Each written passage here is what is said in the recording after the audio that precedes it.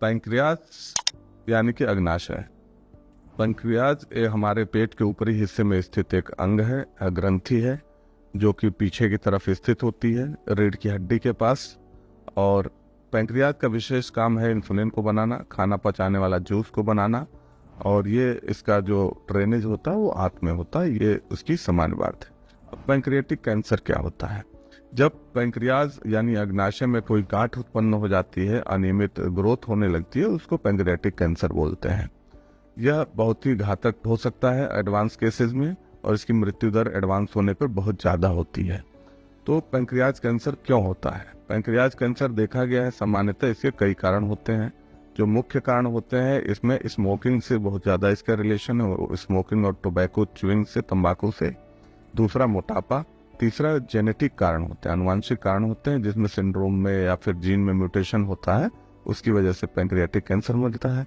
किसी को chronic pancreatitis है, इसमें भी पैंक्रियाटिक कैंसर का रिस्क बढ़ जाता है। डायबिटीज यानी मधुमेह भी एक बहुत ही स्ट्रांग रिस्क फैक्टर है पैंक्रियाटिक कैंसर के लिए। लेट ऑनसेट अगर किसी को डायबिटीज हो रही है, जैसे 70s में, 70 साल पे, 75 साल पे, तो उसमें भी पैंक्रियाटिक कैंसर का एक रिस्क रहता है। अब हम इसके लक्षणों को कैसे पहचानें?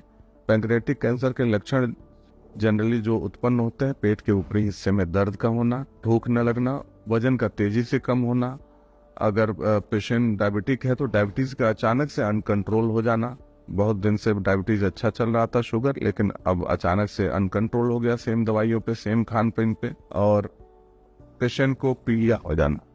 तो कभी कभी पैंक्रियाटिक कैंसर पित्त की नली को दबा देता है, जिससे कि पीलिया होने लगता है। ये सब पैंक्रियाटिक कैंसर के लक्षण है मुख्य। अब इसको कैसे जांच किया जाता है? जब भी हम लोग किसी व्यक्ति को पैंक्रियाटिक कैंसर सस्पेक्ट करते हैं, तो फिर उसमें हम लोग सामान्यतः पहले तो कुछ ब्लड जांचें की जाती है, रूटीन ब्लड टेस्ट करते हैं, हीमोग्लोबिन देखते हैं, सीबीसी देखते हैं, उसका एलएफटी केएफटी देखते हैं। कुछ कैंसर मार्कर होते हैं जो कि ब्लड से कराए जाते हैं, CA19-9 कराते हैं, और बाकी उसके बाद से इमेजिंग करते हैं। इमेजिंग में हम लोग अल्ट्रासोनोग्राफी, सीटी स्कैन जनरली करते हैं।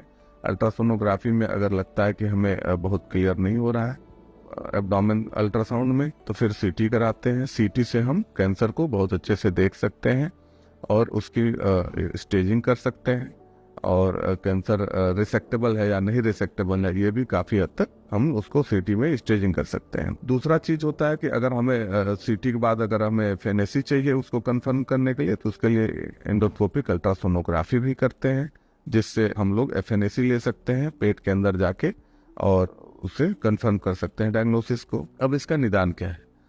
पैंक्रियाटिक कैंसर को हम जितना जल्दी पकड़ पाए उतना उसका निदान बेहतर होता है, क्योंकि अर्ली स्टेज में पैंक्रियाटिक कैंसर रिसेक्टेबल होता है। तो उसको रिसेक्ट कर देना, यानी कि उसको सर्जरी करके ट्यूमर को निकाल देना ही, विपल सर्जरी बड़ी सर्जरी होती है, उसको निकाल देना ही उसका एक बेहतर उपाय है, सबसे बढ़िया उपाय है। उसके बाद से अगर जरूरत पड़ती है तो कीमो दिया जाता है। कुछ मरीज ज़्यादा एडवांस केसेज में जो आते हैं उनमें हम लोग कीमो ही दे सकते हैं। कीमो देते हैं, कीमोथेरेपी देने से कैंसर सिकुड़ जाता है। अगर लगता है कि उसके बाद हम उसको रिसेक्ट कर सकते हैं तो रिसेक्ट कर सकते हैं, अदरवाइज कीमो से हम उसको काफ़ी हद तक कंट्रोल कर सकते हैं। तीसरी जो विधि होती है उसमें कभी कभी एंडोस्कोपिक अल्ट्रासाउंड विधि से उसमें जाके रेडियो एक्टिव पदार्थ उसमें बीट्स डाल देते हैं, उससे भी, या फिर आरएफए करके उसको गला सकते हैं हम लोग पैंक्रियाटिक कैंसर को, उसका साइज छोटा कर सकते हैं। अब बाकी जो विधि है, अगर इन सब के बावजूद भी पेशेंट का एडवांस कैंसर है और हमें लगता है कि और कुछ नहीं, इसके जो कॉम्प्लिकेशन है उसको कम कर सकते हैं, तो जैसे उसको बोलते हैं पैलिएटिव थेरेपी। पैलिएटिव थेरेपी, अगर मरीज को जॉन्डिस है तो हम पित्त के नली में स्टेंट डाल सकते हैं। अगर ईआरसीपी से स्टेंट डाल सकते हैं तो ईआरसीपी से डाल सकते हैं, जिससे उसका बिलिरुबिन कम हो जाता है। दूसरी विधि होती है कि यूएस से हम लोग बिलिरुबिन कम करने के लिए बाइल डक्ट को या बिलियरी सिस्टम को ड्रेन कर सकते हैं स्टमक में। दूसरा चीज, अगर ऑब्स्ट्रक्शन होने लगता है पैंक्रियाटिक कैंसर से, तो फिर गैस्ट्रोजेजनोस्टमी करके उसको पैलिएट कर सकते हैं, और हम पेशेंट के, मरीज के जीवन को बेहतर बना सकते हैं।